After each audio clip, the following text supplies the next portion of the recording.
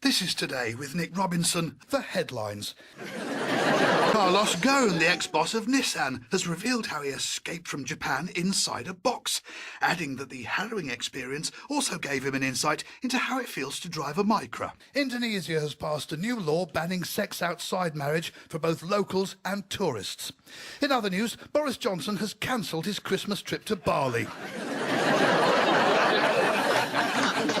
The National Food Strategy report has been released. The government is so determined people don't ignore the findings, it's recruited a top TV chef to record the audiobook.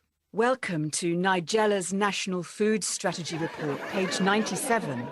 Britain's consumption of high-fat, high-sugar processed convenience foods has led to a shocking increase in obesity, numbers growing bigger and bigger.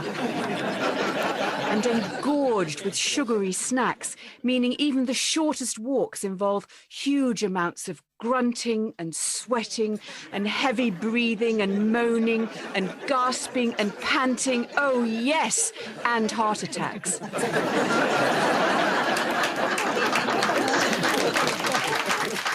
Millionaire Richard Branson went into near space in his own rocket this week.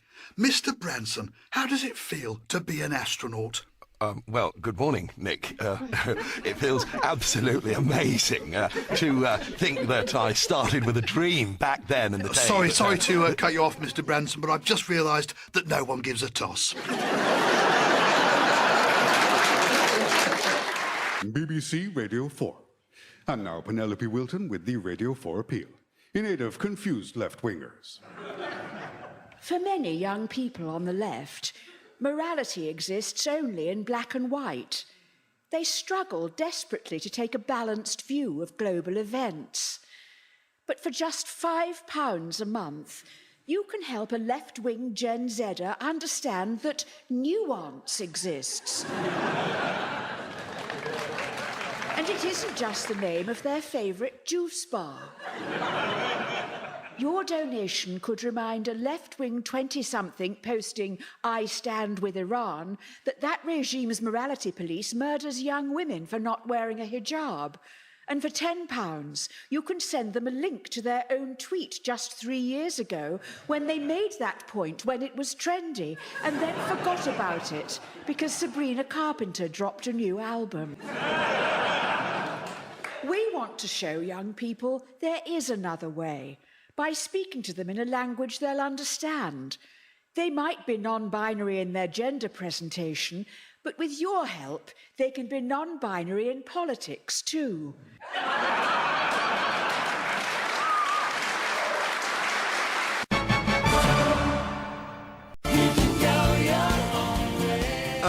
Fleetwood Mac with Go Your Own Way, and there's lots of routes to choose from. You're listening to The Jeremy Vine Show, with my voice totally matching the nation's mood, surging out of control as we beat the Bosch.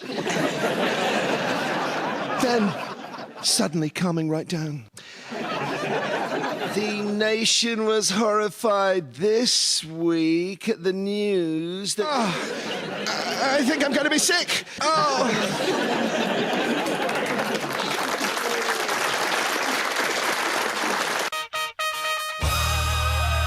Hello and welcome to The One Show. I'm Alex Jones, like a big happy daffodil bobbing in the Welsh breeze. And I'm Ronan Keaton. How's it going? Now, Ronan, you've been presenting this show for me. That's right, certainly have. It's all good. But you've never really had the ultimate test, have you? How do you mean? I'm talking links, Ronan. Really clunking segues that make the head burst. Links that have their own chamber of hell. Oh, no, please don't make me go there. Come on, man up. Coming up, we've got 2 items that have absolutely nothing in common. One is an 8-year-old girl who's passed her A-levels. The other is a man whose wife tragically died after contracting gonorrhea off him. Go on, stitch them together like a Frankenstein of magazine programmes. You've got 30 seconds. OK, well, little Lucy was up to scratch in her A-levels. And talking of feelings of itchiness... Not clunky enough. Again. OK. From a congenital genius to genital herpes. Too good. Again. OK. From a clever dick to someone whose dick was far from clever. Almost. You can do it. Come on. No, it's just not there. And you were so close. Now let's show you how the master does it.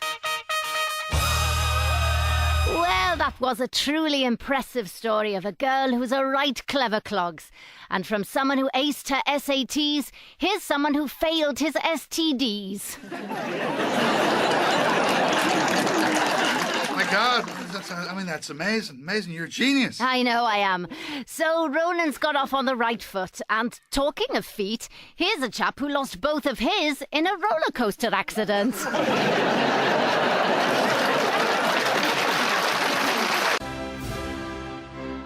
Shut up, NATO summit losers. It's your daddy here. It's been so good for me to get involved with this war between Iran and Israel. Two countries whose names I can pronounce.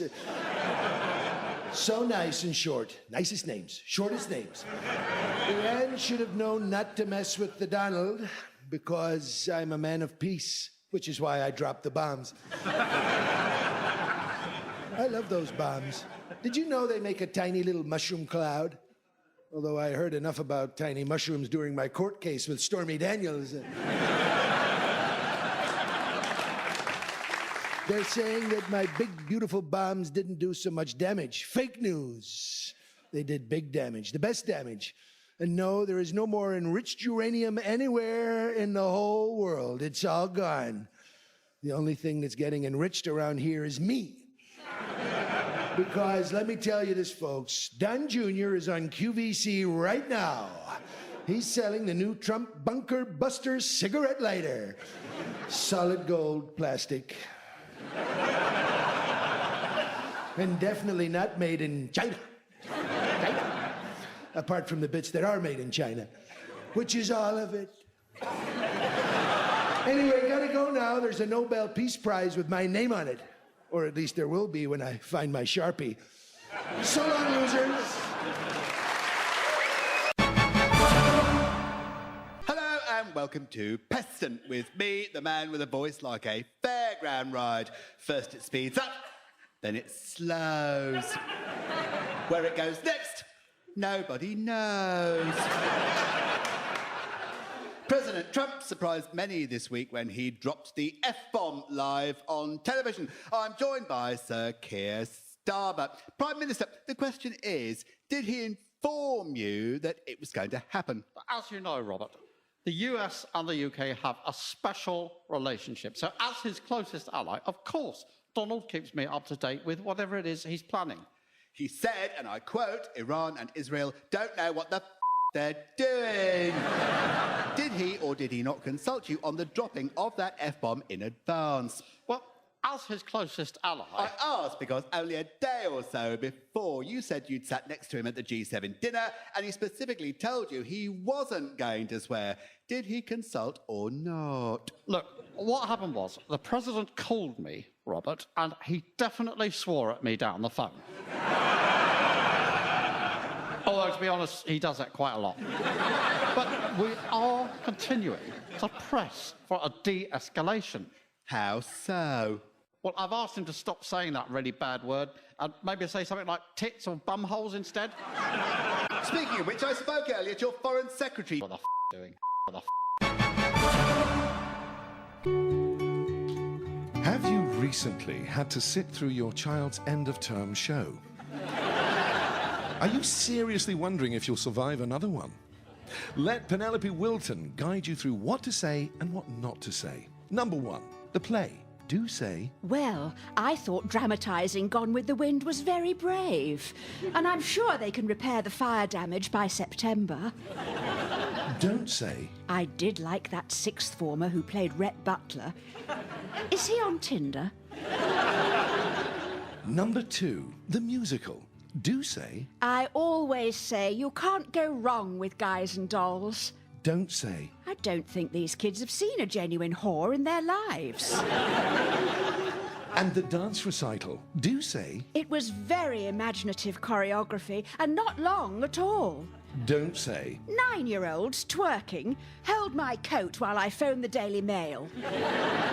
Yes, download the app now for Penelope Wilton's guide to what to say during school plays. And if you buy now, you get a special bonus app, what not to say during parents' evenings. If you say my little Kenny is a bully one more time, I'll gut you like a haddock.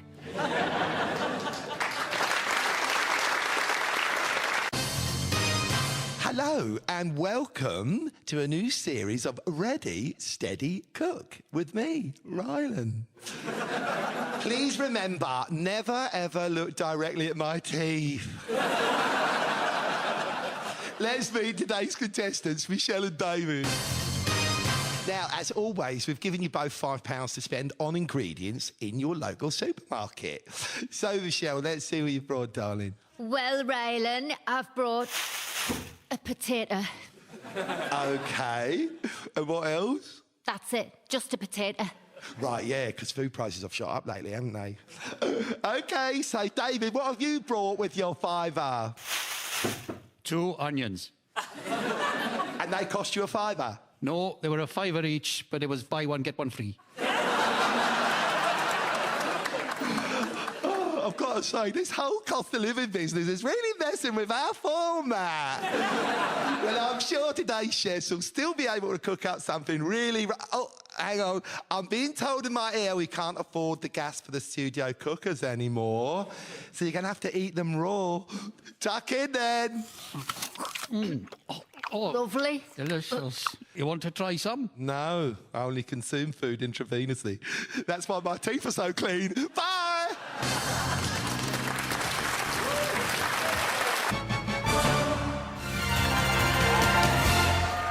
So, are Sharon here and Tony, don't they make a lovely couple? Well, we're gonna gas you unconscious now and send you off to an island where there's gonna be sea, sun, and a lot of murders. Hello and welcome to Love Island. The mental health crisis dressed in a bikini.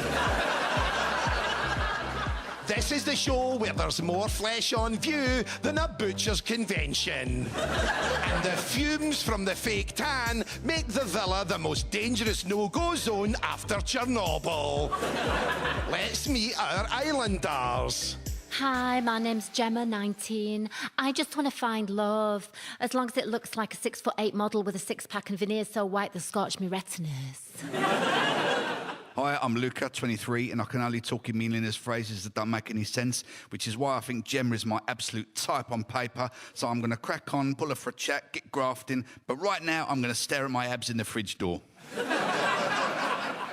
Hi, I'm Sakir. I'm 59, and I'm here to prove to the public that I've got good vibes and that I'm not an absolute melt with no banter. Take that, everyone who says I'm boring. With the islanders all settled in, it's time for their first sexy challenge. Let's play a game of Never Have I Ever. You go first, Keir. Oh, right, OK. Being a bit of a bad boy who lives life on the edge, never have I ever produced a detailed policy programme or developed a cohesive strategy for winning the next general election. Oh, mate, you must have done something naughtier than that. Well, there was this one time I was extra bad. OMG, I love a bad boy. I once declared my interests in the parliamentary register a little bit late. That it? Oh, and I had a single beer after a work event, too. Yeah, I know. Lock me up. With the islanders gathered around the fire pit, the result of the public vote is in. Sir Keir has been dumped from the island. I'm sad to leave the villa, but I've been true to myself and bored the extremely small pants off everyone.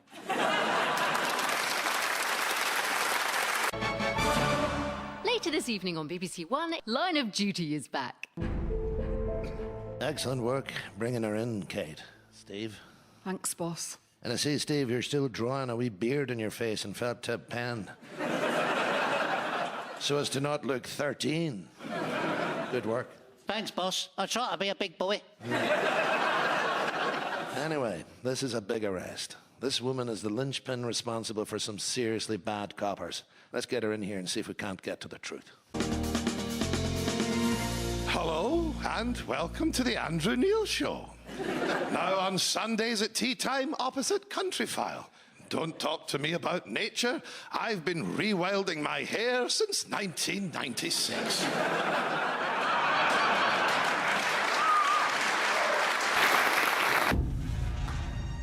Coming soon to Netflix. You've seen Harry and Meghan. But now, an even more explosive documentary will bring shame to the royal family like never before. I only came for a marmalade sandwich.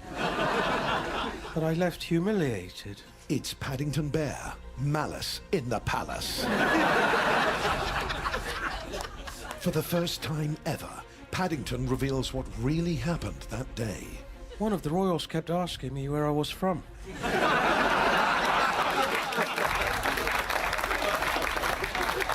When I eventually told them I'm an orphan bear who arrived from darkest Peru in a lifeboat, they just reported me to the Home Office. Including heartfelt confessions. They asked me if I knew Winnie the Pooh, as if all bears know each other. I just said yes. But Paddington is determined to come out fighting. If there's one thing I can't stand, it's people putting labels on me. BBC Radio 4. And there's trouble in Ambridge. Oh, Weddy, I just checked our bank account and there's £300 million in it. So I've got one question for you. Yes, Clary? Where's the other 200 million? Oh, that. I invested it. New cryptocurrency, Gitcoin. You don't think we're too flash spending our money now we're crypto billionaires? No, I love our fleet of solid gold tractors. I bought you a little something with my crypto winnings this month. Something special for your birthday. Oh, you're terrible at keeping secrets. What is it, Clary? Manchester United. Oh, that sure beats the aftershave you got me from Poundland last year. Hello, I'm Dr. Michael Mosley. I keep snotty tissues rolled up under my cardigan sleeve. This is just one thing. Last week, I showed you how to lose weight by ingesting 300 tapeworms. This week, I'll be exploring one thing you can do to keep warm in a cold snap. Simply kill the rich and move into their well-insulated homes. It may sound extreme, but when the system isn't working, it's time for a bloody and merciless revolution.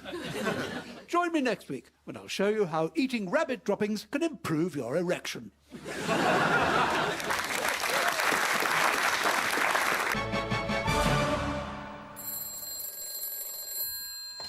Hello, Camilla Parker Bowles. Yes, hello, it's me. The guy from the East Wing.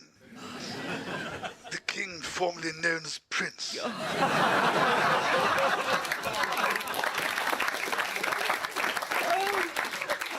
Charles, not again. Just go to bed, it's late. It's all right for you. You don't have to be king in the morning. It's all so frightfully overwhelming. For God's sake, darling, you had 73 years to prepare for the job. Exactly, not nearly long enough. It was so free and easy being Prince of Wales. I'd spend my mornings opening a biscuit factory, lunch with the Lord Mayor, and in the afternoon I'd be waving at people.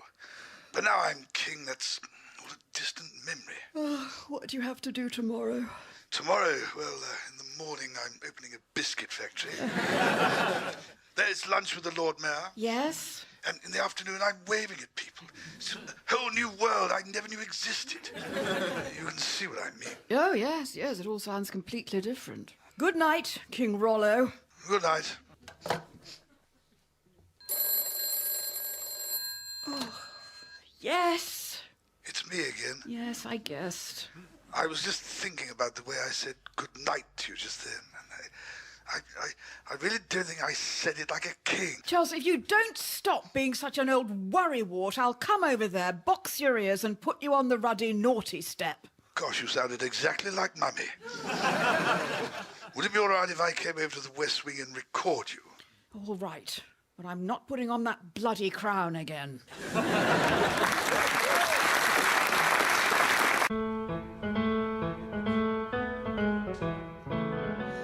Welcome to the reunion, and today we're taking you back to the long, hot summer of '76. I'm joined today by Nigel Farage and Geoffrey Boycott. Nigel Farage, what are your memories of '76? Well, Kirsty, you know, it was a glorious time, Kirsty, let me tell you.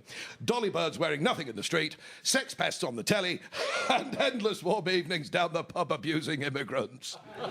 You were only 12. That's right. What bliss it was to be young, pissed up and prejudiced. Geoffrey Boycott, what were you doing in '76? Batting. Endless batting. I batted for 14 hours straight at Headingley without a single drink's break. Were you okay? Absolutely fine. Some light kidney failure, but nothing a spot of relentless batting couldn't fix. Try telling that to the snowflakes of today, though. Exactly. A couple of sunny days in summer now, and the whole country acts like a big girl's blouse. But it has actually been hotter in the last week than at any time in '76. Well, I think you'll find my memory of an event 46 years ago is much more reliable than your actual facts. Last year, you volunteered at a soup kitchen. There's an even more desperate group of people facing total oblivion who need your help. The Parliamentary Tory Party. Look into your hearts and volunteer to become a Tory MP. So many people have found becoming a Tory MP to be the most rewarding and financially lucrative thing they've ever done. With Tory MPs leaving Parliament in droves, the institution is on its knees. Becoming a Tory candidate is so easy. Almost anyone, and we really do mean anyone, can do it. That's true, and I should know. I'm Michael Fabricant. There is absolutely no skill required. I know! I still can't get over the fact I was actually Prime Minister running the whole country. Lol! Without the Tory party, I would literally not be allowed to run my own bath. Jokes! Once you're elected, you don't even have to do any work. It's one big jolly. I don't even know what a South Rye slip is. Is it something you smoke or poke? What? So please, the Tories need your help. It doesn't matter if you've been involved in sexual misconduct, financial impropriety, cronyism, bullying, or just mind-boggling, gut-wrenching incompetence. You'll be welcome. So get down to your local office today. Bring your own love child.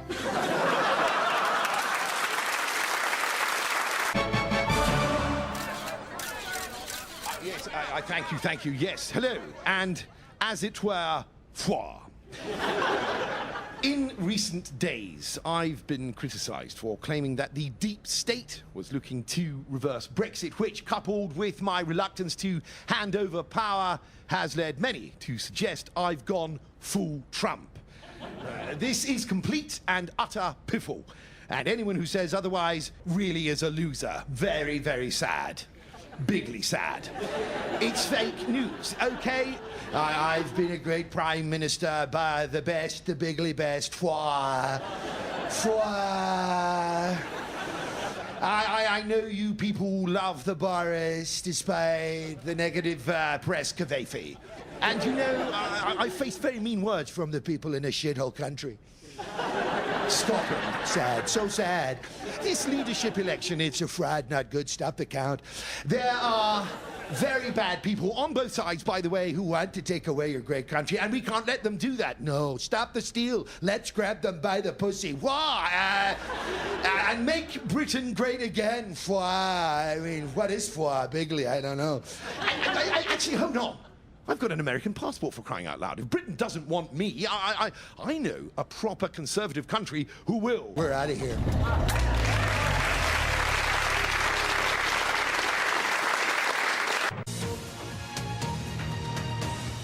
You're watching the BBC News with me, Clive Myrie. It's okay, you can relax. They thoroughly checked my hard drive. Back now to our main story, the ongoing scrutiny of the BBC following the BBC's coverage of the BBC's Glastonbury coverage. I'm joined here at the BBC by my BBC colleague, the BBC's Laura Koonsberg. And Clive, this is of course the latest in a long line of BBC scandals that we've reported here on the BBC, and that's why I've now been appointed as the BBC's new BBC correspondent. And what will that involve? Ensuring BBC viewers get comprehensive BBC coverage of the BBC on the BBC by the BBC, but in a BBC-balanced way. And in the current media landscape, it's more important than ever to have a trusted BBC voice to tell you that the BBC has lost the public's trust. Laura, do you not think that there are questions for the BBC around you appearing on the BBC to discuss the BBC when you yourself are employed by the BBC? It's a legitimate concern, Clive, which is where my BBC colleague, the BBC's Amol Rajan, comes in. Oh, thanks, Laura. Yes, because to go with my other 4,000 roles here at the BBC, I've just been appointed to scrutinise Laura's work as the BBC's BBC correspondent in my new position as the BBC's BBC correspondent. Amol Rajan there, the BBC's new BBC correspondent. We should make clear, of course, that while all of us work for the BBC, none of us represents the BBC. So let's speak now to pretty much the only person who does represent the BBC. Hey, now, who is that summons the great Lord Wogan from his unquiet sojourn over here in the old nether regions? Sir Terry, thank you for joining us. It has, not to put too fine a point on it, all gone tits up again here at the BBC.